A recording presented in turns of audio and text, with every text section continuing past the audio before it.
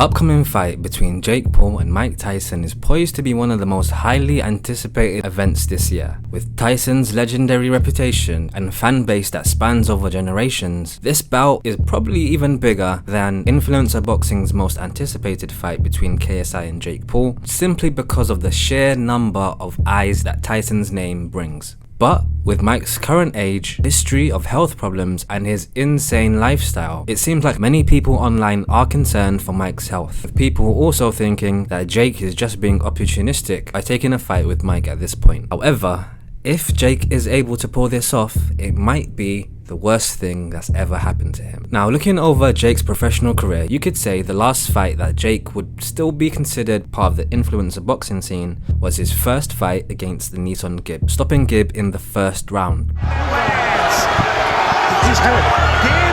hurt. And now he's down again. And if you were a fan of influencer boxing at the time, you can only remember how much this time sucked. Jake would then go on a run to fight against big names within the MMA scene, with a huge caveat that fans keep reminding him that the fighters that Jake and his team go for seem to be either retired or old, and oftentimes both. The fight between Jake Paul and Ben Askren took place on April 17th, 2021 as part of the Triller Fight Club event, and it ended in a quick victory for Jake Paul. Ben Askren, a former MMA and UFC fighter, was not necessarily known for his striking ability, which, looking back on the fight, overhand right against Jake. However, in the first round, Jake Paul landed a powerful right hand that knocked Askren to the canvas. And despite Ben getting up, the referee said this was enough, giving Jake Paul a TKO victory against an MMA veteran, which led on to a huge jump in competition in Jake's next fight between Jake and Tyron Woodley, former UFC champion. And looking back at the fight, the match was actually competitive. At this point in Jake's career, this was his most competitive fight by far, but having faced actual adversity in his career for the first time. Despite this, Jake was actually able to demonstrate decent boxing and comfortably beat Tyron Woodley, and killed him in the rematch. He has done it from time to time, just hasn't been.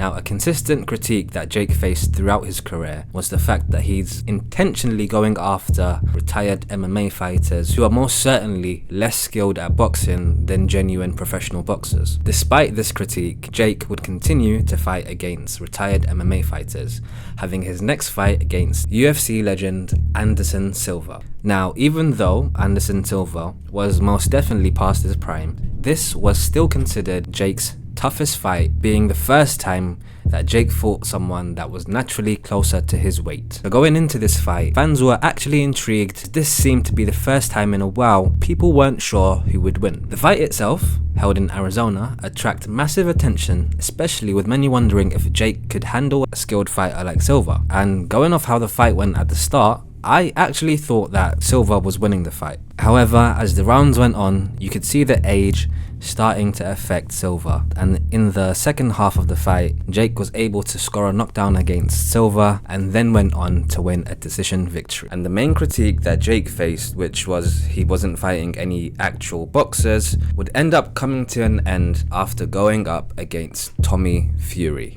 Another thing that I think a lot of people might have forgotten was that going into this fight, many people thought that Tommy Fury was significantly worse than Jake Paul, especially with Tommy dropping out of this fight twice.